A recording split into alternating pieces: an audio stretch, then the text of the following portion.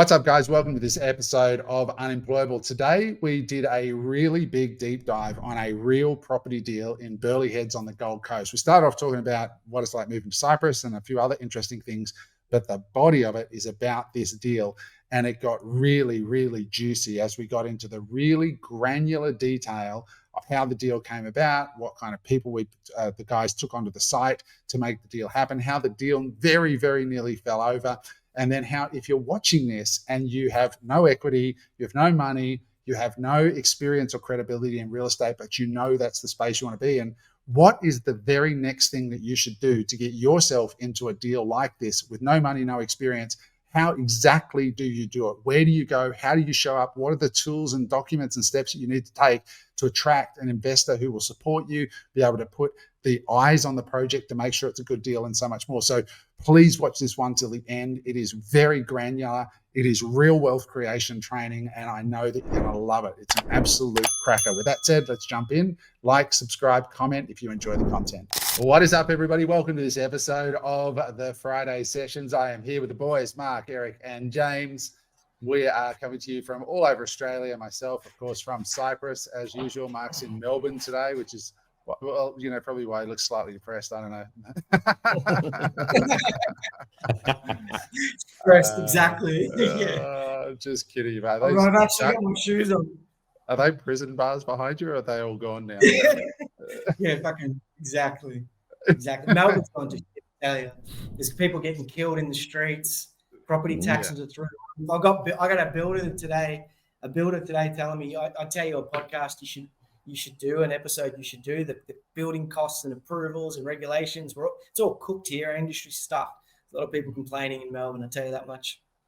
Yeah, it's not just Melbourne. Since I've moved over here, not that, you know, look, everywhere's got its problems. So I don't want to just sing the songs of one place. I'll share a couple of them with you to start with. But I've got so many DMs from Aussies just frustrated at the moment. But hopefully the market's going to move, and, you know, things go in cycles. But there is a lot of frustration out there generally, I think, that we're, you know, I think with the election and everything as well, it'll be good when that's over and done and moving forward. But yeah, good to see you guys. Welcome back to the show. Good to see you, man. Tracking you on Instagram and seeing what you've been up to, and some funny stories like the insurance thing and the car thing, which I'm sure you'll touch base on. It's just so different. I thought I'd share, just to kick it off, just give people a bit of an update, because there is a lot of curiosity about like moving countries and starting businesses and moving over here. Like, we're now into that period of like, we've stopped, you know, we went on this sort of gallivanting through Europe when we first arrived, went to Italy and Spain, a whole bunch of stuff, and now we're back here setting up a home in Cyprus. And, you know, it's a lot when you move countries, and I've done it once before, but you know, when you don't know a single person, you don't know any of the systems, and importantly, you are not in the system. So I bought a car, and I went to get this car registered and insured. And so, you know, the car guy took me to the insurance lady, and I was there literally for 4 hours to arrange insurance, just the insurance. And then she's like, all right, now we got to get the car registered. And I'm like, how do I do that? And they said, oh, we'll take you. And so the car salesman and the insurance lady, we jump in the insurance lady's car and drive to the main roads department. It's crazy. And then we go in there. And if I had not had her, there's no way I would have navigated through the whole process of getting a number. And I thought it'd be this big official process. And in the end, she just comes over with a piece of paper and a number on it. Says, take a photo of this. This is your number in Cyprus. If you get pulled over, show this to the police. And I was like, what the hell? Like this, it's literally just torn off a notepad with a number on it. And that's my driver's number in Cyprus. It's just crazy. And so today I'm hoping to actually get the car registered. So that might be another 3 or 4 hours. I don't know. Who knows? But it's fun and games when you're moving countries. Does it help with a brown paper bag full of cash over there? Do you get in the front of the line a bit quicker? Look, I don't know that it's there. Certainly, I don't think we're there. But it's an interesting country. Like, you know, it's still, there was war here in the 70s, you know, and so there's still war damage. And people who see my videos on YouTube, they see like where I'm sitting right now is rock star, like, so I'm on the beachfront, but everything, like, you know, walk outside my building and the buildings behind is a mix of brand new renovations being done and buildings that have still got, you know, just remnants in a wreck. So it's kind of a really interesting town. It's not for everyone, but I like it. I like the grime. I like because what's also happening right now is there's money pouring in from all over the world. on the weekend, we took a drive up into this hill area. So when you drive into Limassol from the airport, you see these mega mansions being built, and it's so similar to the Hollywood Hills. So I said to Cass, let's drive up there and just go have a look. So we went and had a look on the weekend, and there's these rock star, architecturally designed, stunning homes that just have panoramic views of the Mediterranean. So there's all this money pouring in from around the world because of the tax incentives. So that the city has this feeling of, rejuvenation and energy coming into the place. But it's also confronting. Like, it's not easy, man. Like, I've got to say, I don't know anybody. On yesterday, Sunday morning, I walked around for 3 hours around the city, just looking at 3 or 4 co-working spaces, and just realizing I'm going to get myself into a co-working space. I've got to get around people. This afternoon, I got an inspection of the one that I want to be in. And it's cool. Like, and it's just resetting up a life and getting to know new people and learning how it works. And it's you just got to go with the punches, and you feel alive. And then you have days of panic mixed with days of, oh my God, this is so good. To days feeling like you're a long, long way from home. So, yeah. Would it when you moved to the States, what was that, 20 years ago, or probably? No, to 15 years ago. 15 years ago. Is there any similarities between European move to a US move, or especially also different age brackets when you're in different time of life? And I'm not sort of throwing you under the bus from the fact that past 50 now, but I mean the energy is different. It is different. It's funny. I have a lot more money now than when I went to America. Like, when I went to America, I had like a 1.5 year runway. That was it. I'd had a little bit of money. But I feel more vulnerable now, which is weird. Like, I'm 51 years old, and I don't know what it is, but I just feel a bit more vulnerable than I did maybe when you're in your 30s. I was in my late 30s when I moved to America, and I just felt invincible. But ignorance is bliss kind of thing, like, you're just like full of beans and you don't sort of have any sense of risk. But over here, I just do feel a little bit more vulnerable. I think it might be partly age and partly culture. As in, this is very different. Like, in America, you kind of have a sense of things. It's very easy to meet people, whereas here there's a lot of either Russian or Cypriot who English is very much their second language, where in America, you just open your mouth and talk to somebody. It's very easy. Whereas here, like, the Russian people, that my whole building, everyone in my building is Russian except us. We're the only non-Russians in this entire building. So, and we don't have that natural fit culturally. Like, they're just a different vibe, the Russians. It's on Sunday morning, we went and had breakfast, and literally nearly everybody in the cafe was Russians or Cypriot people. And they sort of, it's not like where I moved to LA, it's very multicultural. Like, there's people from everywhere you go. Whereas here, they're either Russian or Cypriot, with very few exceptions. The Cypriots are family people, and the Cypriots are really warm. And like this morning, I was in the ocean, and all the old Greek guys are sitting there. They're very warm and friendly and welcoming. And the Russians kind of tend, in my experience, to just stick to themselves. And I just feel a different vibe from them. Yeah, but anyway, it's interesting, it's challenging, and you certainly learn a lot about yourself. And but you do feel certainly very alive. And I'm looking forward to taking on an entrepreneurial challenge here. You've got like a really good environment, I think, to do that. So yeah, anyway, we'll see. But registering the car and all that stuff, it was all just fun. I'm going to put it out in a video. You got to laugh, just go with the flow. But yeah, anyway, that's a bit of an update from Cyprus for you in real time. One thing I want to share off the Stephen Bartlett podcast before we jump in, because we want to pick up on that story about you guys with your real estate deal, because I know there's a lot of people really interested in, the detail of like putting a deal like that together and then funding it. And I know we're going to talk about the funding in detail in a future pod, but I'd love to talk a bit more about your deal and the actual nitty gritty reality of like finding, negotiating, make sure the deal doesn't fall over, what could have made it fall over and all that. We had Dan on the podcast this week. We did some recording, right? And he's we call him tinfoil hat Dan a little bit, right? And for those of you guys that don't know Dan's a business partner of mine. We call him Ads Dan. Spends over $50 million a year on ads, generates about $200 million of revenue off that. And we call him tinfoil hat Dan because he's kind of just like, he's that guy that's always, hey, what about this? Yeah, but you gotta watch out. And so kind of brings you back to earth sometimes. And we're talking about AI, and he's like, the issue with AI is he feels like it's going to make people dumb, right? Like, use it for efficiency, but don't use it for everything. Don't let it think for you. Don't stop thinking, and I think this is where, like, you look at what Adam just said. Now, I'm not the fastest typer in the world. You three are probably faster typers than I am. I never, that typing course in school, I didn't listen too well. I was like, I'm not going to need this. And then all of a sudden, here we go, not being as efficient. But something like that just changes the game for someone like me. That changes the game for the person that on the resume says, I can type 150 words a minute. Like, who gives a shit anymore? Like, do you know how to use AI is a lot more important question to answer or have that on your resume. And these are the little things that we just talk about on a podcast like this with such major impact. Like, how are you going with that other one, Adam, that automatically replies to emails? So basically saves the emails in draft. You've turned that off because of this now?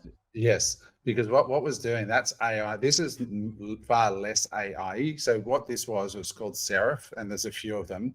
But what Seraph does is you connect it to your Gmail, and when you get into your Gmail, all of your emails have responses written by the AI. And it did a good job in terms of it learns to write like you. It does, and it learns really quick, because what it does is spends half an hour reading every email that you've ever written in the last year, and it works out how you format emails, your tone. It knows your Zoom link. It knows all these things, and it automatically does all that. But I find myself going in and then correcting and tweaking and all of this. Whereas this one, it's a record button, and I just hit record and hold it down. And then when I'm done, it's exactly what I said. And it hardly changes it at all, unless I want to get the AI to change it, which so how does it work with spacebar and stuff like that? Like in paragraph and double line and that type of thing? It does it. I'll go back through and maybe add some spaces, but that's it. And it takes, cool. It's super quick. Mark? Hey, James, what you said about is AI making me dumb is extremely relevant. And I think if people are just using AI to make their daily tasks easier to do, it is going to make them dumb, but not in the short term. What it's going to do is make them dumb in the long term, because in most industries, medical, surgical, accountants, lawyers, 80% of the people in these industries aren't going to have a job in 10 years. And the 20% that are best in craft are going to be the ones that are controlling the AIs that are doing the work. So if we are every day just using AI to improve our email, and we're not using AI to become in the top 20% of that industry, we are going to be made dumb and fucked, because it's the top 20% that are going to control the AIs that do all these new jobs. Yeah, interesting stuff. It's just moving at such a fast pace. Like, I remember us in an AI business that we invested in early on, Adam, talking about making something like this for clients, right? Not long ago.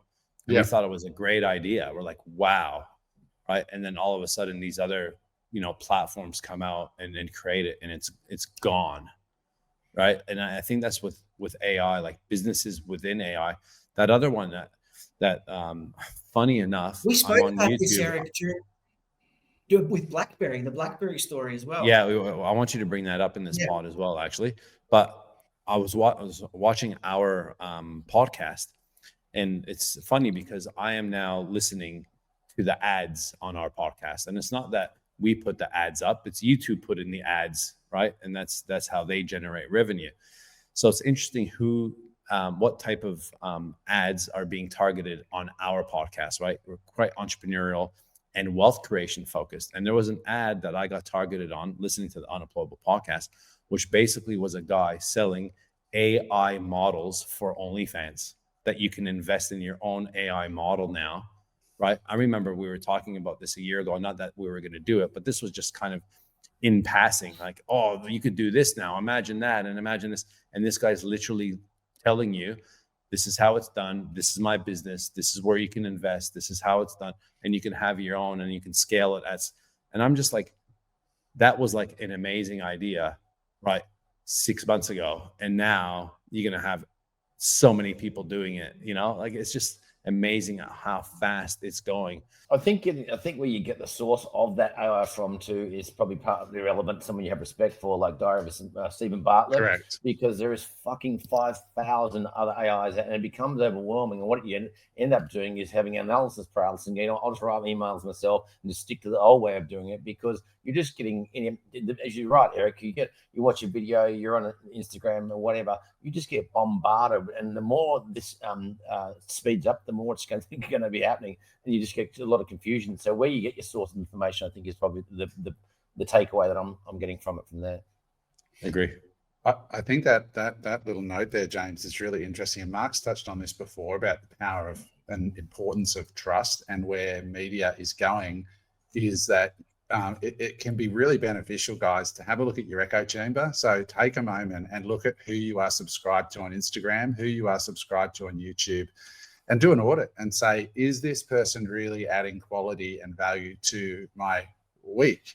And if they're not, let's have a flush, and get trusted sources. Because James, you're bang on there. Like, I watch Stephen Bartlett because he is best in class. Like, the video he just released is unbelievable for what we're doing in our life right now. Like, he, on the latest pod that was just released by the Diary, said they're spending £7 million a year running that podcast.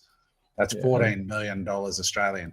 But the reason I mention is I follow very few people on socials, but the people I follow are really interesting and quality to me, because that way I only see the quality recommendations, and they get to being quality because they are very cautious about their recommendations. Yeah. So Eric, that means your OnlyFans needs a good flush too as well, mate. Where you going? Yeah, you don't even know the rabbit hole that's going down at the moment. Yeah, you're right. And Mark, if we got time, I want to talk about these two trades. So you did two trades, Tesla and MSTR. We'll come back to the end if we have time. Both up 100% in a week. Imagine making an investment with 100% upside in 1 week. So amazing. We'll either get to that today or we'll get to the next one. Moving on. James and Mark, you guys have got a project in Burley. It's now Unconditional. And it's basically, maybe you guys just give us the broad strokes of what it is and what you're planning to do, but just talk us through, like, up to this point, just between how the deal was found and how you got it to the point of Unconditional. I think people will find this really interesting. Yeah, I want to take it back one step even further before that. And this is how, relationships get built, and how deals get made, and how companies get structured. So James, obviously, we've been friends for quite some time. Met him at one of the first Reliable conferences, and been mates ever since. And obviously, we've become closer and kind of knowing each other more and more on a personal level through the podcast. And we both know each other's situations. We both know what value we can each bring into different things. And obviously, James has real estate and development experience in the past. He was out of the game for quite some time, because obviously he's been concentrating on the online space.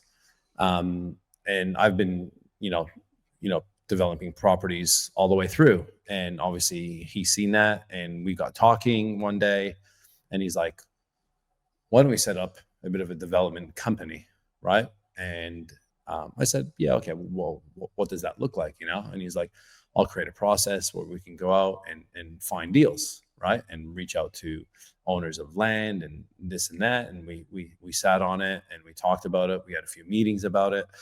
I've got a lot of contacts in the industry, from architects to town planners and civil engineers and all the consultants, access to some money and these types of things. So we got talking about it, and James being James, next thing you know, 1 week later, he's got a website built, and he's got a name for the business, for the property development group, and with past projects on it. And this is the thing, guys. One of these things is, talking about it is one thing. Taking action is a whole other level. Like, when James created the website, he kind of made it real, even in my mind. I'm like, this guy's created a website. He spent the time. He's actioning these things. He's telling me about this, software that he's building in the background on how he's going to go and, reach out to potential vendors so we can create more deals. And then I was like, okay, so he's actually quite serious about this, and so am I, and let's see what happens. I then get an email through the network of an off-market opportunity in Burleigh Heads. And this was probably going back, what was it now? Maybe 6 months ago? James, what do you think? If not prior? It was February last year. February last year. All right. And I started, yeah. Yeah, so February last year, when it first came across my desk, and it was a potential JV with the vendor, and came through an architect and through a builder mate of mine. So I said, James, this looks quite interesting. Go have a look. So he had a look. Next thing you know, we're breaking down what that looks like from a land perspective, what the vendor wants. James is walking the site with the vendor. He's going on, going to the cafe, having a coffee, sitting down, seeing what their needs, what their wants are. And long story short, it ended up not going to, nothing happened, right? Because it was just like, I think the needs and wants of the vendor were different at that time from what we initially expected, and not much more work got done on it.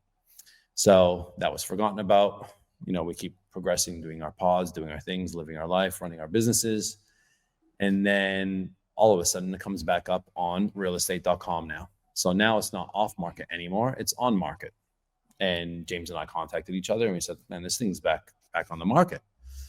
Maybe it's worth looking at again. And I go a lot with gut at the same time. Like when certain things happen, I'm like, we gotta look at this. And I wasn't looking for it. It just scrolled through and bang, there it was. And I'm like, I put 2 and 2 together. And I'm like, okay, well, this is interesting. James, here we go again. Let's have a look at this. And funny enough, the agent that had it is a prominent real estate agent in the Burleigh Heads area. Well, my good friends that just moved from Melbourne bought a house off him a week before. And I was at the inspection because my friends wanted some advice on the property. So they said, come have a look. And I actually know who the agent is. He knows who I am because I own other property in Burleigh Heads as well. We got on. How are you? Good. How you been? How's the market? This and that. And then I mentioned the property and I said, hey, listen, a partner of mine is going to get in contact with you to discuss potential opportunity on looking at this land and maybe putting in an offer and seeing what the vendor wants. And at the time I had offers over a certain amount, and it was an amount that I don't think, many people would pay. And James started doing his work. And what does that work entail? That work entails talking to the agent, right? Getting an understanding and asking the right questions on what the actual vendor wants. What is his position on the property? Why is he selling? We then did background research, reaching out to some consultants. And when I say consultants, I'm talking architects, town planners. What can you do on the property? Because this property actually had a DA. What a DA is, it already had a development application approval on it, right? But it didn't work. It was for 3 units. It's a superior block, not many around like it. And they had 3 units. And the reason why they had 3 units is because they were 3 really, really big units, basically separate houses. And the vendor wanted to keep one for himself. Well, that changed, right? So once he found out what the vendor actually wants now, it's easier to sit there and negotiate on price and terms. And that's what we did. So once we got a better understanding on what you can actually put on that block, and we sat down, we had a meeting with the town. When I say we have a meeting, literally we're in the office with the architect, we're doing sketches. What can we do on here? And we had 2 different templates, basically 2 different sketches on what you can actually do on it.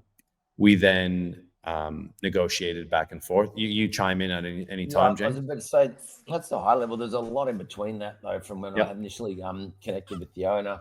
As I said, walked the site, sat down, tried to understand what his needs were. And he didn't really know what he wanted either. He had a few developers walk through and kick the tires, so to speak. And there was not a lot of urgency. He's 58, 2 years from retirement. He owns them all in his own personal name.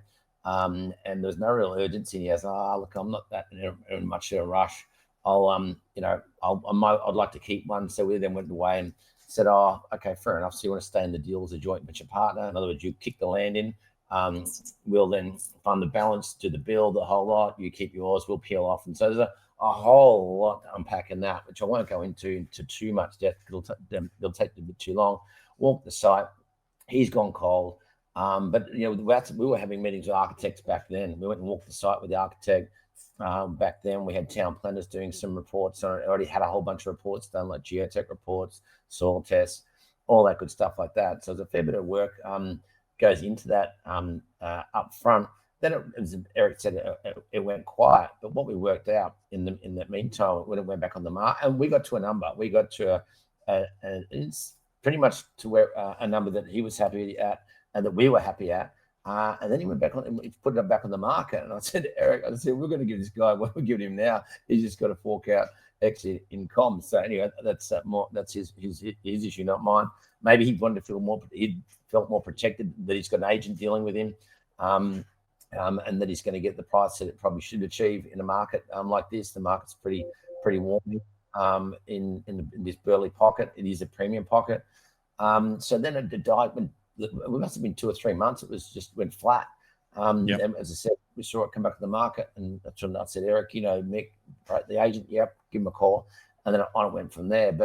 And then there was a lot of twists and turns. I bought a few sites in my time, and it was fucking hell. Yeah, but I think what happens though is it's a good collaboration, right? Like you kind of know what your strengths are, you know what my strengths are, I know what my strengths are, and I know what your strengths are, and this is very, very important, right? And when we sat down, James and I initially, we sat down and nutted out, okay, well, one, why would we do something together? Why do you need me and why do I need you? Right? That's very upfront, because to me, the personal relationship is more important than any business relationship. It's more important than any money being made. And I was very, very clear. And we've had to have some difficult conversations on the way to clear the air on expectations of each other. Right. And this is very, very important to have now rather than having it in 6, 12, 18 months down the track. Yeah, especially. Let me clarify when you say difficult conversation. It's not like Eric and I at each other. It's just conversations most people would feel uncomfortable having. And it's just like, let's just have the uncomfortable conversation now so we don't have to have the heated conversation later. Can you guys, can we double click on that? Because I'd love to just get an example, because these are the types of things that are not talked about in podcasts. Like, what is a real example of a difficult conversation? Well, in this situation, we put together roles and responsibilities and expectations document up front, and we shared it in the private coaching program as well, just about who's doing what. And in this situation, it would be more likely that I would be more active and hands-on in the job.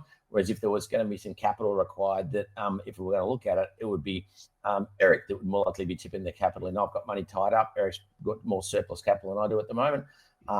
And if that was the case, well, then the splits are going to change, aren't they? So what does that look like? Okay, well, fair enough. And so it was like you're having a negotiation with the mate. First and foremost, we're going to preserve that piece. But then what's realistic? And so to get to that point, there was a lot of ingredients that would go into that conversation. And they come from a funding perspective. And we will talk about funding when we've actually settled the deal. Is about if there's a certain piece of money that needs to come from a private funder and it's going to be private money, how much is that? What's that going to cost Eric and I as the development company out of the joint profit? And if that was the case, Eric, did you want to take that and take that piece and take that profit? But with that, you're going to have to put up some collateral potentially. If that is the case, well, then Eric's got more risk in this deal than I do. So he's going to be rewarded accordingly. So what does accordingly look like? Well, you have to have that conversation. You go, well, what was the funder going to take? Eric, it doesn't bother me one bit if the funder was going to take, let's say, argument's sake, the interest component was $500,000 on this portion or piece of money. I would rather you take it than them take it. We're going to be paying it anyway. So it's not one of those ones where I go, oh, Eric, you should do me a favor because you're my mate and only charge half the amount of interest. It's, no, we're going to take it. They're going to take it. You take it. More yay for you. So, and then we'll go, well, that's now not a negotiation piece that you're sticking the money in because you're getting handsomely rewarded for it. So what does it look like on the risk level? Okay, well, now we've got to talk about if it went tits up, what does it look like? So there's the conversations, and we won't go too deep in the weeds on it, back and forth, and they're the uncomfortable conversations, but they save a difficult conversation down the other end. And literally today I was at Eric's place and we signed up on our agreement, signed off the trust deeds, signed off on the whole shebang. We are now rock solid. We know exactly who's getting what, when they're getting it, between Eric and I, that is. And Eric's wearing 2 hats. So he's got 1 hat on. He's taken and it's an attractive piece of finance. And we had to move very quickly on it too, because the one piece we're not really explaining here is the vendor won't say he's unrealistic, but from a development perspective, you want to have 180 days if you can under due diligence to get all your consultants lined up, your finance lined up, some breathing space, all the testing done, and you want to nearly have your DA underway before you've even settled on the property. In this case, we had 30 days. Now we've kicked this out. We've had 2 extensions, and we've had all the usual bullshit. I've got from the owner, I've got other buyers lined up and this and that. Well, it's like, so you got to think like a game of poker. It's like a game of bluff. Well, if you do, cool, fucking take them. But you're also negotiating with the vendor. You got an agent involved who he only gets paid when a transaction transpires. So he's going, guys, I don't think I can get this extension for you. And we're like, well, that's fine. Go find another buyer. So there's all this going on in the background, and I'm playing like the guy at the agent's heels the whole time, getting all the little stuff. So when I need something big done, I go, Eric, call him, because he's getting pissy at me because I'm pushing him harder and harder and harder for all the little minute stuff that needs to get done to make sure we're making the right decisions. So a good cop, bad cop scenario that you're playing along the way as well. So I mean, that was a fairly big mouthful wrapped up in one, but you still sort of get just the one piece there is that in my time, and probably yours, Eric, in doing deals, is that the time frame was super tight, so we had to move quick, but also then play that game of negotiation poker, if you will. What were you gonna say, Mark? With relation to and you guys haven't said it explicitly, but I just want to for the audience kind of highlight it, because I've had situations where I've either into business deals or property deals, and because of naivete, it was just like 50-50 split. And after 6 months or after a year or after the deal's done, there's a little bit of resentment because one person either did all the heavy lifting or one person basically took all the risk. So for in layman's terms, what you're basically saying that if you go into a deal with just a basic 50-50 split, there's a fair chance that there's going to be one party or another that might be disappointed if everything isn't being split evenly, capital, execution, everything, right? So effectively what you're saying is the split is what had to take the negotiating. Look, this is the thing, and correct, and that's what we negotiated up front. Who is going to be the person that's going to be running the job, so to speak, or doing the day-to-day, dealing with all the back and forth from all the consultants. We have our high-level meetings. And I said, well, I'll run that model. You're a busy guy, busier than I am, Eric, at the moment.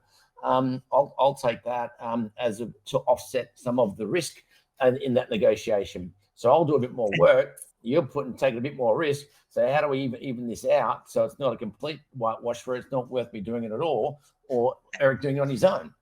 So people out there that are maybe looking to get into their first property deal or don't have the capital to go and do a deal on their own. And, I think you guys speak about this a lot in the property course, but property is one of those things where if you can find the right group of people, you don't need to have all the capital, you don't need to have all the experience. So if there's people out there trying to put their first deal together, one of the most important pieces that you can understand at the start is working out what each piece of the puzzle is worth.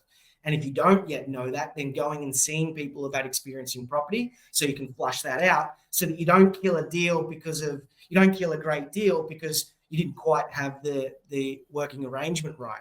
Or kill a friendship or a relationship at the other end of it because one person feels that they've been shafted. A big thing, right, I always ask myself is why, right? Why would I do this with James, right?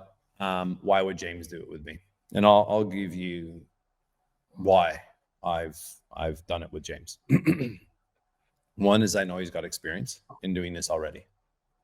Two, and I'm being open and honest here, right? So you guys can take it how you want, but this is how I think. I look at James.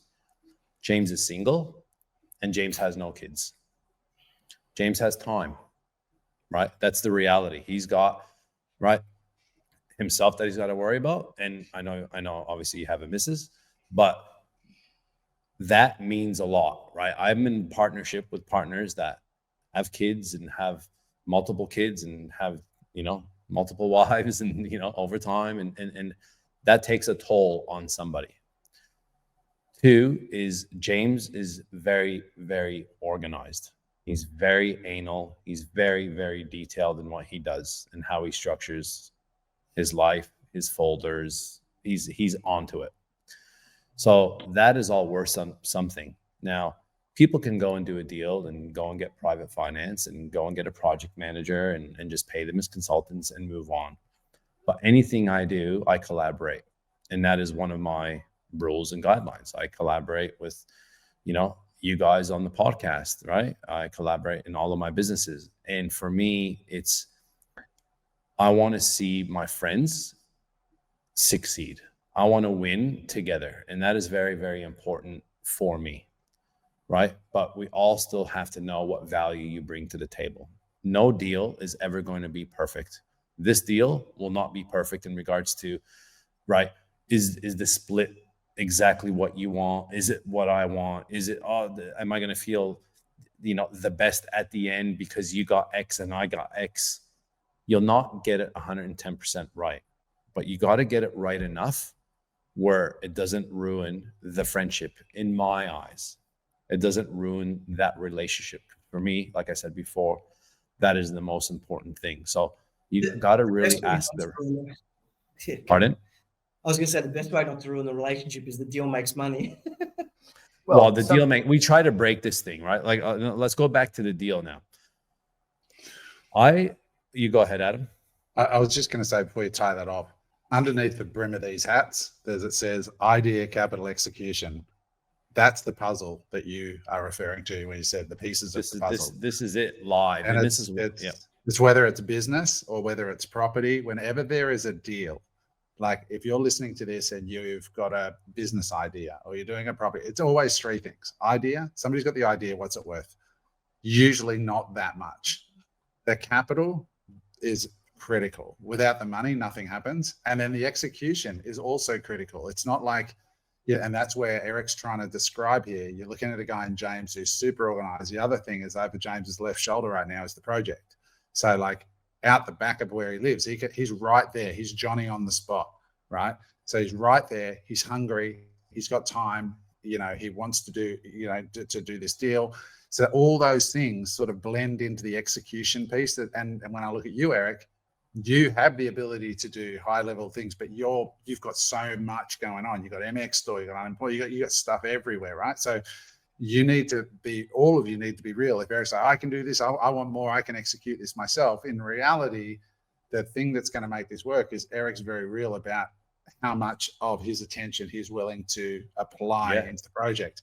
James is going to probably apply more day-to-day attention. And then you've got to have that real conversation. And there is no, like, people email me all the time. So what's a fair deal? I'm like, bro, like, I don't know you. I don't know the other guy. I don't know the complexities of the deal. Like I did a property deal where I provided all of the money and only got 20% of the equity. And people were like, oh man, you should have asked for more. I'm like, bro, you don't know anything about the property.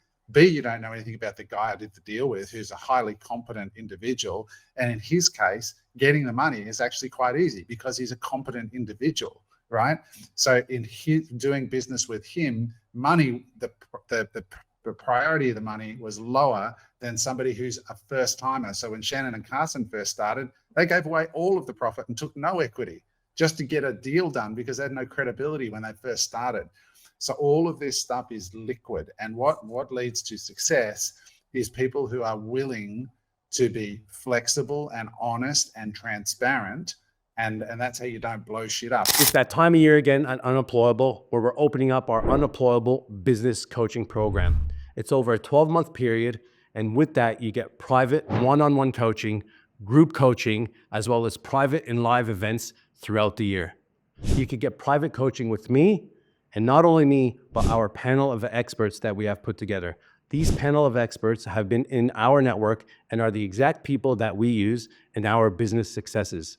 People from branding, sales, marketing, our lawyers, our accountants, everyone that has helped build our businesses, you have access to. If this sounds of interest, go to www.unemployable.com.au/coaching and register your interest to see if it's a fit for you and us. Hope to see you there. I've got a tech company I invested in years ago. I owned 70% of the business. Well, I didn't invest in it. I started it. I brought in a CEO and a CTO, and I gave away 30% of the business to those two guys to run it after I built it from scratch for a year and a half. But then later on, we had the VCs come in and put in a couple of million US. And they said, who the fuck is this Australian guy? Because the company's in America and I was now back in Australia, that owns 70% of the business, isn't working in the business, isn't here. If we put this $2 million in, we want you guys incentivized more. He has too much equity. Now, I could have gone, no, I own 70%, fuck you. No, they were right. I had to greatly reduce my position in order to make room for the investors coming in with the real money. Like, I bootstrapped it for nothing. They were putting in $2 million US at that time, and I had to take a big hit in my equity. But the result was we got a $10 million post-money valuation back then, but I owned 38% or something like that. I had to halve my equity, right? So what I'm sort of getting at here, guys, is that success in life and business is understanding there's really only three pieces: idea, capital, execution, and being really honest and transparent. These guys know each other well. I just take my hat off to you guys for being able to have those difficult conversations. What's it really worth? Because when money comes in, the bigger the deal, the money's going to go, hang on, you're getting what for what? You've got to have that conversation before that smart money comes along and says, ask those questions. And just for the audience chat there, our whole objective was to do this. How can we do this with both of us with zero coin in the deal, like not a cracker? And the reason Eric's got some coin up is because it was a piece that we'd like to, we'll pull apart the finance later on, is the piece that Eric took out. It was too good not for Eric to take that part of that deal out. I mean, it was just fucking bonkers not to. So there's a whole bunch of other stuff that I said we'll kick around later on another pod. But this deal nearly didn't go through, and there's been a lot of work that goes on putting this together. Like the amount of effort that goes into actually getting a feasibility to stand up and getting accurate, near enough to the dollar that you can from every consultant. And then you're sitting down with, and I'll talk to this in a minute as well. I'm sitting down with a valuer, having a coffee or a breakfast, and getting an honest opinion. What's this thing work? Well, let's say it's $4 million or $4.4 million to the buyer. If the valuation on just for the land acquisition comes in at $4 million, where's the other $400,000 going to come from? So you got to have that conversation. We go, fuck. So we got to meet with the valuer, and this is to where Eric, I'll be doing a bit of work here, but Eric spent, how many years have you been on the Gold Coast, Eric? Almost 18 now. Right. So Eric, we wheel straight into the valuer, having a coffee. We wheel straight into one of the better architects and then we went straight into one of the town planners, and they all work together. They all know each other. The bankers know the valuers. Like the whole lot for a greenhorn to come in here and put this deal together, where they get fucking demolished. They really would. Yeah. They'd get that. It wouldn't work out for them real well. What was the one thing that nearly killed the deal, or what was the one thing that got you closest to the deal not going ahead? What was that one? Time. I'm gonna explain that because it was time, right? The thing is, the better the sites that are out there, right, the vendors know. Right, so they're not going to go and give you 3 months due diligence and 6 months settlements and these types of things. Why? Because there's a lot of eyeballs on it, and there's going to be people that are going to be coming in and offering cash offers. And there was other offers that got put to the table that the agent told me about. Right. That were over ours, but they were like a normal developer. They wanted correct a longer term, right? So the terms. But again, the key is knowing what the vendor actually wants. Right. And understanding that, you can then compile your offer and go from there. So time was one thing. And I've got a few things on it at the moment, right? I got a few property deals on it at the moment, right? We're growing Unemployable time, right? So I sit down and I think about it, and I'm like, all right, if we don't buy this, how am I going to feel? If I do buy this, how am I going to feel? Now, James didn't even know this. And the last conversation we had on the first initial due diligence, initial finance clause was, we're not going ahead with it, right? And I know that day when I spoke with James, he was not happy, right? There, I can hear in his voice, it was like, man, we spent a lot of time on it, right? And because I know he knows it's a good deal. We've tried to break this feasibility. For those that don't know what a feasibility is, it's a fancy spreadsheet that has basically costs, revenue, profit, right? And we try to break it. We've increased the costs, we've decreased the revenue, we've been very conservative, we've had contingencies in there, and it still looked good. We sat down with the valuer and he's like, man, this is a good site, this, that. Sat down with the architect, we sat down with the agents, people around. And then I rang the solicitor. It was 4:30 and it was at 5 o'clock, we had to go unconditional. And I rang her and I said, listen, the deal is done. We're not going ahead. And I chatted with James an hour earlier. So James thinks the deal's dead in the water. And she goes, why? I go, we need a little bit more time. And they've already this is the first extension that they already gave us. And they were reluctant to give us this extension to begin with. And I rang the agent, and the agent basically, he said, I don't know what to say. So finance extension or due diligence extension? Finance, due diligence, we already wiped. So I said, Nicole, the deal's dead in the water. She goes, why? And I explained to her. She goes, why don't you just request the extension anyways? She's like, do you really want to buy it? I'm like, to be honest with you, I really do. Like, my gut is telling me we need to do it. And she goes, just put in an extension. Just put in another extension. The worst they can say is no, and it's done. But at least the ball's in your court right now still. And that is what you need to remember, right? Right now, I could say yes, or I can get an extension or request an extension. Then it goes back, the ball goes back to them and they have the control. But right now, the control's on our side with what we can do. So I said, you know what? Still under finance? Still under finance. I said, request the extension for finance. And I think it was another 2 or 3 weeks, whatever it was, a couple of weeks. And that was at like 4:45. She sends the email. I didn't know. I didn't hear back that night. I didn't know because it was already past the 5 o'clock the email was sent. The next morning she rings and she goes, you got the extension. And that's another sign for me, like these gut things that happen, right? Seen it, negotiated it, didn't, one sec, James, seen it before, came on the market, couldn't get it, comes back on the market. I know the agent. I was with him a week before. Synergies align. Next thing you know, finance gets approved again. James doesn't even know. I ring James the next morning and go, hey, we got finance extended. And he's like, what do you mean? He's like, you didn't even fucking tell me. I'm like, I honestly went in thinking it was going to be no anyways, right? And then we get the extension. So, and this is the difference, right, of these sometimes knee-jerk decisions that you got to make. And these are the differences of putting your kahunas on the line, right? After doing your due diligence, after trying to break the feasibility, right? And going with your gut. These are the actions that you need to take in life. These are the actions that you need to take in business. All of us here have taken massive action in life to be where you are today. Adam has sold everything, right? That is massive action to take control of his life, right? And live in Europe and do what he's doing. Not many people would do that.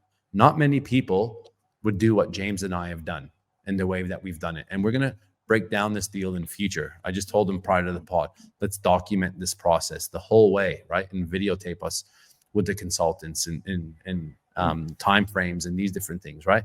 Mark, which we'll roll into now, right?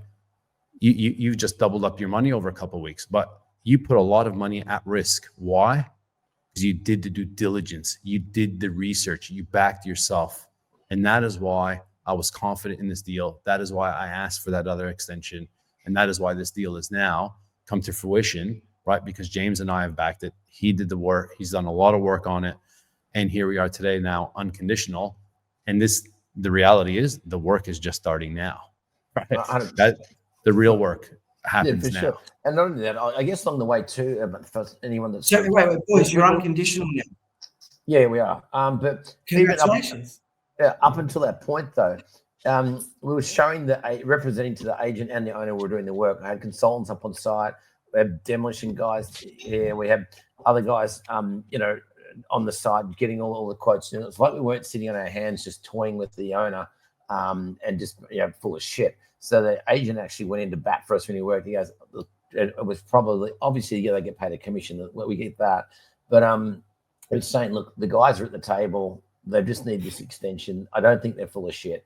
And then when we did get that extension through and we said we're going to go uncon, we need to kick the settlement out even further. So at that point where now the seller is like, all right, I've come this far on the journey. And the seller was at the point of going, look, any more of this bullshit, I'm happy to walk. I'm not that desperate. That's an important point. Let's double click on that. Because people would make this mistake, right? Because if settlement was one of the issues, right, they may, before wanting to go unconditional, they may want to try and negotiate settlement. And it's likely if you try and negotiate finance clause and settlement at the same time, he's going to cut you loose. So you kind of have to take a bit of a chance, which is what you guys done. You went unconditional and then you went in and asked for a settlement extension. No, but other way around. We said we'll go unconditional, but we need an extension on the settlement. So we use that as the leverage point. It's like we're right at the point. We've got the money, and we got it lined up. We're prepared to go unconditional. Where if we walk, we rip up $444,000. What'd you ask for? We just kicked it out another month. I think it was. So I mean, this thing was supposed to settle. I think it was on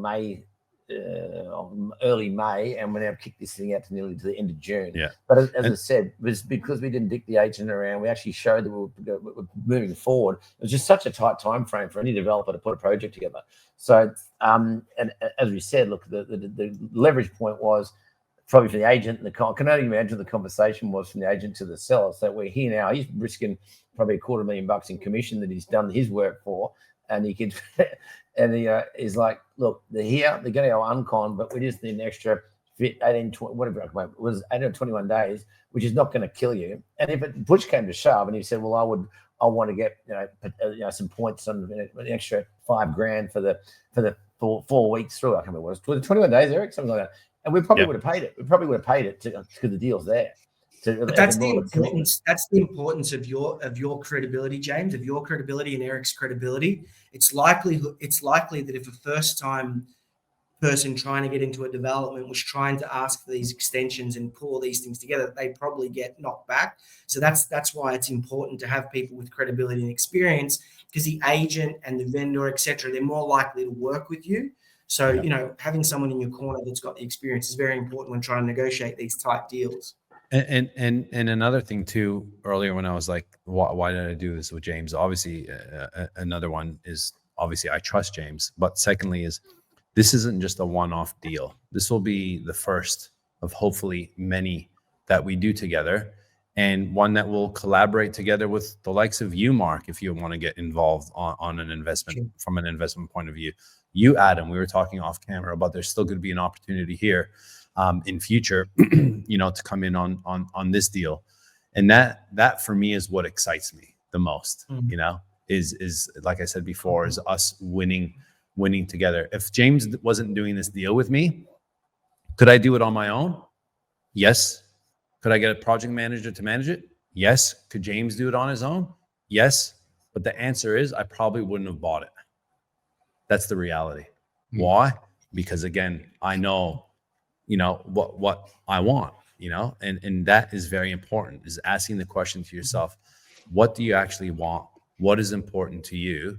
And what are your values? And all of it just gives a tick of approval for me on this. Just to put a little ribbon around this too, is that Eric mentioned the work has only just started.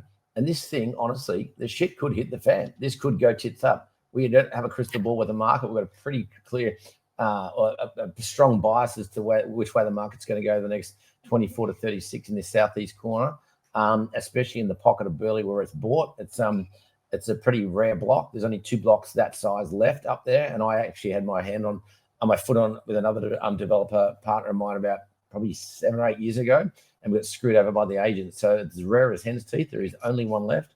So scarcity played a big role in that side up there as well. Yeah, that one, and having a couple plan, like not just plan A, right? Not this is the only thing we can do. Like plan B, this isn't a vacant block of land that you're going to be buying, right? And then if something happens, you're sitting on this site that is just not generating any revenue.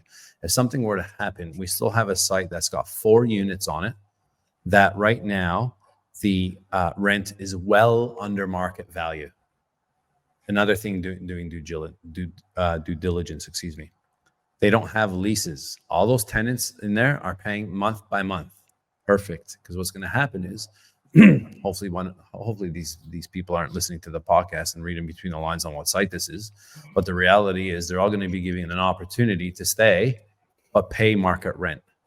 Right. So that gives us more flexibility. So I've already done the calculations going, if for whatever reason we weren't able, right, to actually engage in construction, or the market has changed a little bit and we're like, want to sit on our hands, I've already worked out that we will be able to hold this site moving forward with the income that is coming in. And that's very important as well. And that gives me comfort as well. Or if I knew I could call on someone like Adam, or someone like a mate of mine, Chris or Paul or whoever it is, and say, hey boys, just so you know, this is the situation. You want to come in and help out? Like, and that gives me more and more comfort.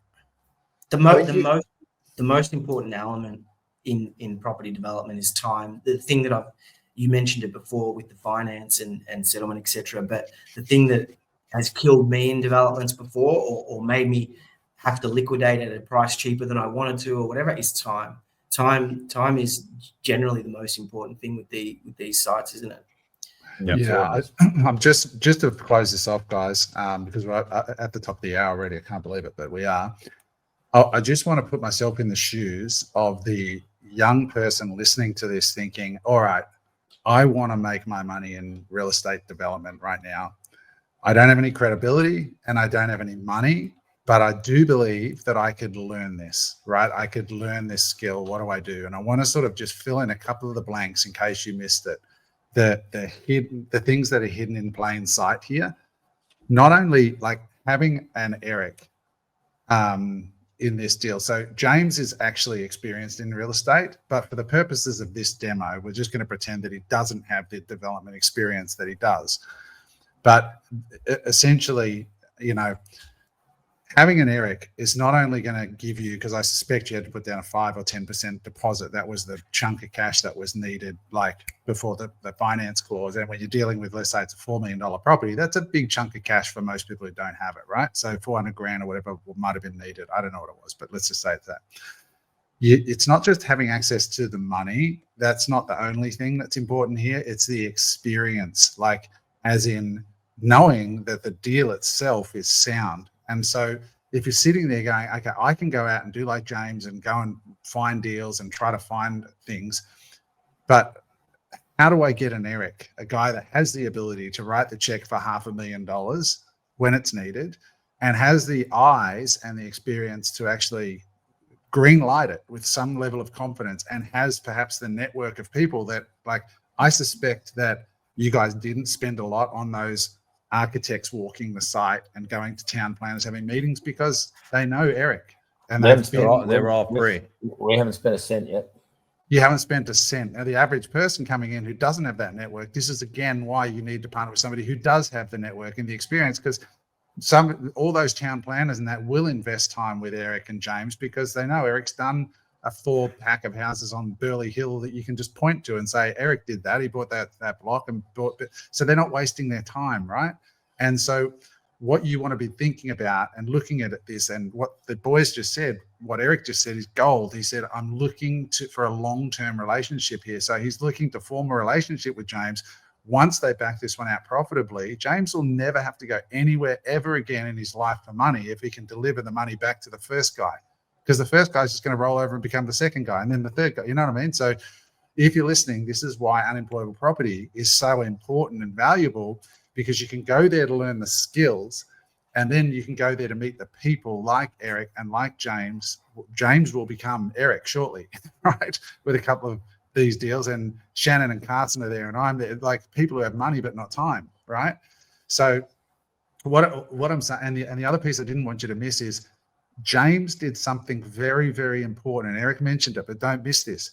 He didn't just have a coffee with Eric and say, what do you think of this deal? He then went away and made it real. He went and built a website. He went and showed real, like, I'm not fucking around here. I'm here to make money. I don't want to just have a circle jerk coffee with you, Eric. I want to actually do a deal. And here's how, in the real world, here's how you demonstrate that intent, right? Is by actually producing things. And I forgot to mention as well, not only did he do that, but he mentioned earlier, he put a document together, roles and expectations. It wasn't just a 2-page document. This thing that I think was probably a 25 to 30 page, well-written, ChatGPT influenced, right, document with every role and expectation in timeline. Like expectations, when do you expect me to reply to an email within 24 hours? Text message, is it WhatsApp? Is it like, that's how detailed it was.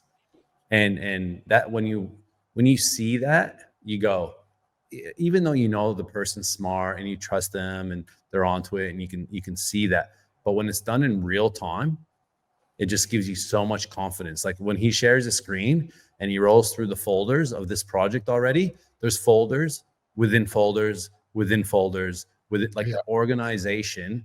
And that is so key in doing anything like this. So when you rock up at the Unemployable Property Group, the difference is most people are there to have a cup of tea and dip milk arrowroot biscuits, as I once joked about at a Reliable conference, right? They all want to have their masterminds, so they meet on a Tuesday night and, oh, hi, Cheryl, how you doing? You know, how's your property journey going?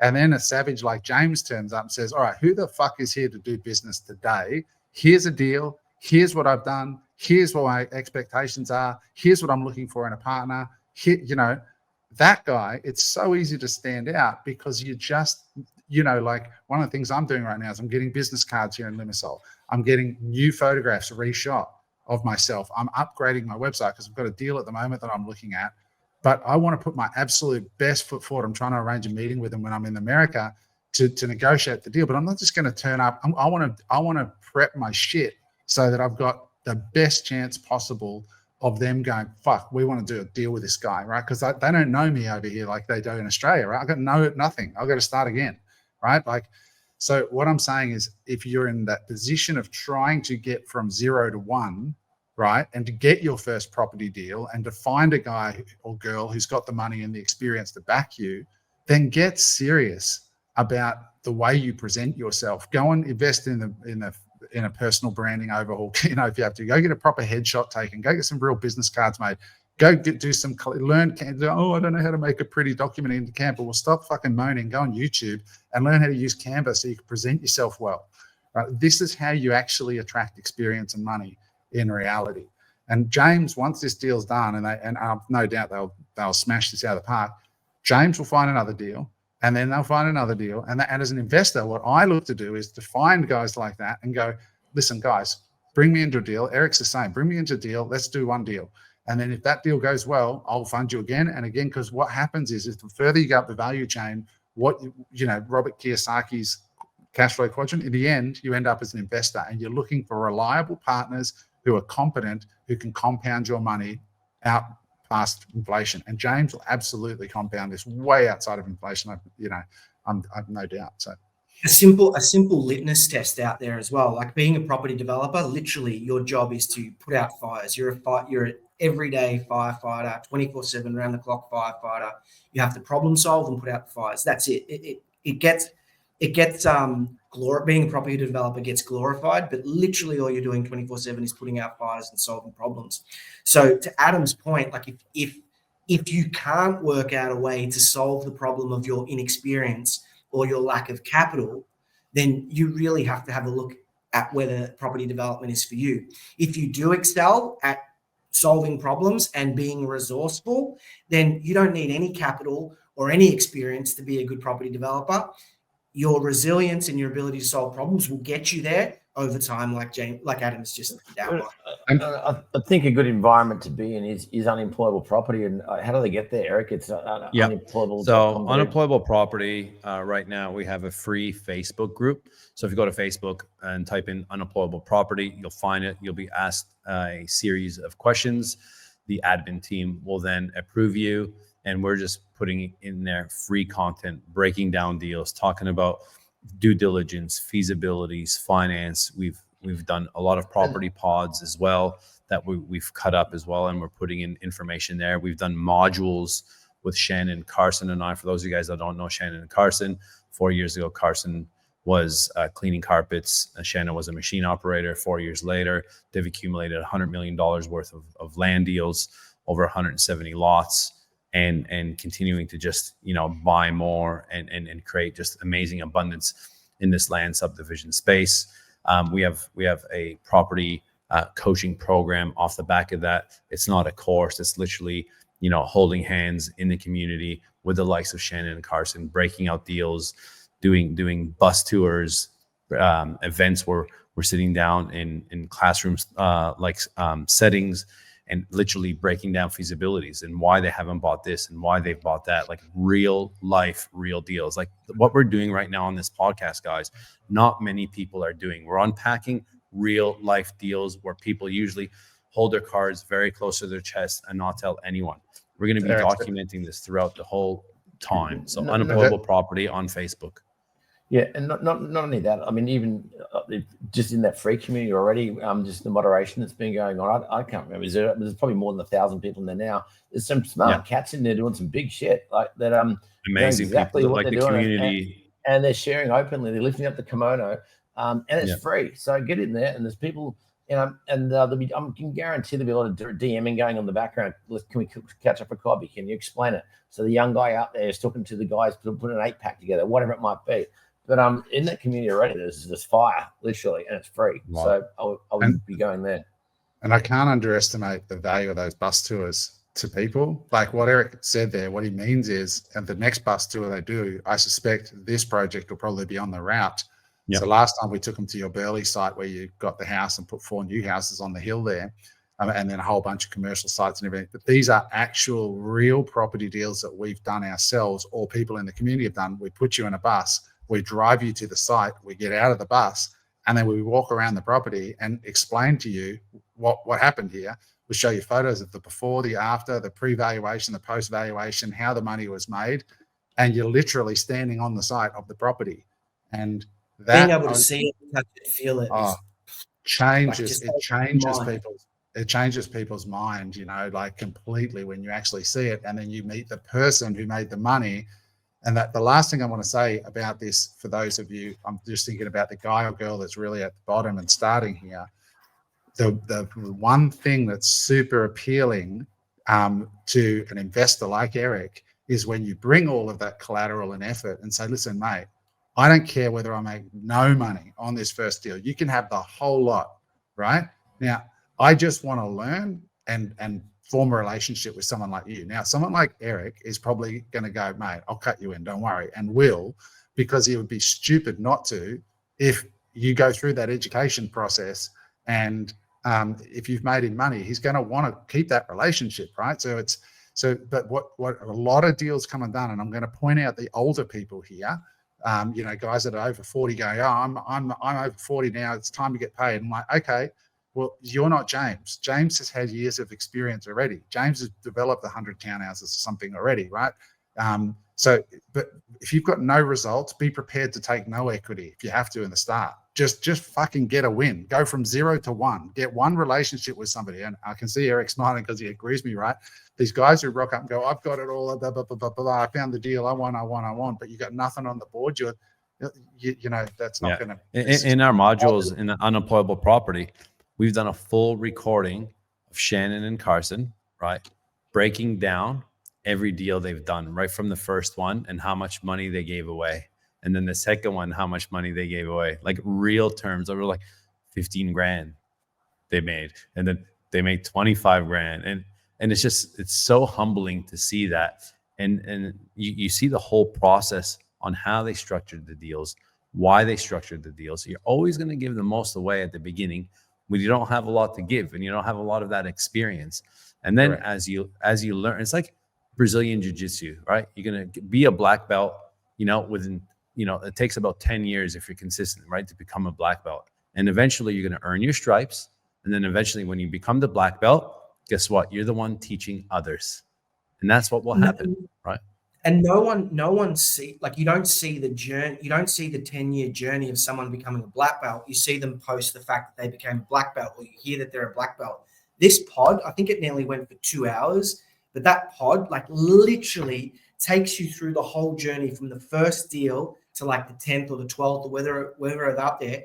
And you can see that their level of experience, their level of confidence, their level of network change as they take you through these deals. I was sitting there just going, holy fuck. Like you felt like you seen the black eyes, the kick in the nuts, the shit sandwich all along the way, and then like the graduation. Like, okay, this is what it takes. This is what it takes. This is the roadmap. And if I'm willing to put in the time and effort, I can get that too, right? But you tell me where else that right now are you getting that level of in-depth real information online, real deals that people are literally exposing, right? Their entire deal, how they made it, where they raised the money, how much profit they made, why they bought it. No one's doing it in Australia. Adam, I think you showed me some guys who are doing it for commercial property in the US on YouTube, and they're cool, but no one's doing that in Australia. No one. We're basically taking the whole Mosey. Yeah, we're basically doing the whole Mosey model, which is we'll teach you everything for free. And then if you want to actually get Shannon and Carson's personal time to look at your projects and deals, then you can pay them for some coaching and they'll help you. But otherwise it's all there and it's all free, and the community and the resources. And I think we're getting close to 1,500 members in there, which is a huge amount of resources. We just started. We just started like a few weeks ago. So get yourself in there, because there's so much money to be made when you collaborate. And I keep saying this, Australians have to get better at collaborating than the rest of the world. Everybody collaborates, right? Like I'll just show you just one quick thing. I'll just cover his name, but I was down at Iron Appa, and I'm down there at the beach, got changed with this guy, and there's a swimming hole, and there's a dude standing in his board shorts. I'm standing in my board shorts, and we just got chatting, and his name's Erez. I'll just cover his last name and info, but basically big Jewish real estate developer from Israel, and he lives now here in Cyprus, and he's building stuff, and he's like, dude, let's catch up. Let's go have coffee. Let's see if we can do a deal together. That's so European, right? That's why Eric he's a WOG, right? He's a networker. It's natural, right? It's the same here. And his office is right around the corner from where I live, as it turns out. And I said, what are you doing in Limassol? And he says, well, I live 30 minutes from the West Bank and I can pay no tax here and build property. I'm like, you're my guy, let's talk. But that's what we've got to get better at as Australians. We've got to start leaning in, collaborating, being open, trying to do deals. And that's a wonderful place to do it in there. So get yourself over there, guys, and just get involved. Just a heads up, Adam. Not only am I a WOG, but since starting the podcast, I am also a SEPO. A SEPO. So yeah, SEPO, which is What basically does that mean? not from. It's short form for septic tank, and it's someone that is not from the country. No, what it is, it's septic tank yank. They think you're a yank. Yes, that's it. So yeah, they think I'm a yank. Yeah, they think I'm a Canadian. yank. But it's interesting to see, some of the things that you get called throughout the pod. But yeah, that was a new one. Yeah, and how can we take advice from an immigrant or for a guy that's like not even from this country? Yeah, and then it came from fucking Barry having his arrowroot biscuits, guaranteed. We just want to help, man. Yeah. And it's all free. It's all free. Sorry for being free. What do they say? If you want to be rich, don't ask someone who's broke. Anyway. Anyway, so guys, I hope you've enjoyed the pod today. We got one more thing to we go got a through. product. We got a product. We got so you want to explain to the I'll just give people a quick. The reason, guys, to listen to these ads is they're not ads. They are, but they're ads of products. We don't get paid for these ads. They're free ads for you guys. So if you're a listener and you have a product that you're trying to start, if you're an entrepreneur and you're trying to get exposure, we will give you free exposure on the pod for being a listener. And if you want to get your product featured, like we're just about to do here, just send an email to hello@unemployable.com.au, hello@unemployable.com.au.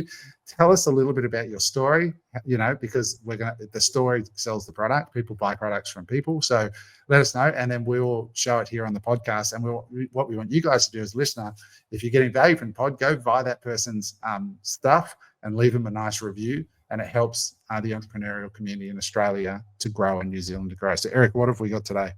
So today's company, her name's Deborah Jane, and she owns a business called EcoZen Wellbeing, which is magnesium beauty products. She's from the Gold Coast, and she's got a full-blown package. She's got a fair few packages that she sent through for a few of us here. But so it comes in a purple box, as you can see here, right? EcoZen. On it. Yeah, so it's EcoZen, ECOZEN, EcoZen Wellbeing. So empowering health and vitality. So when you open the box, it's a beautiful, beautiful wooden box that's got a burnt-in emblem, and also it's got a few pieces of lavender. So I'll take this out of the box. Where do we find it, Eric? Is it ecozen.com.au or something? So it's, EcoZen. So www.ecozen, ECOZEN, wellbeing.com.au. And you can also find them on Instagram at EcoZen Wellbeing. So here's the box. You can see it a bit better now.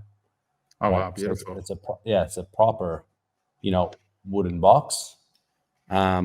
With a nice little ribbon on it with the lavender. I'm just going to take that off so I can actually open it.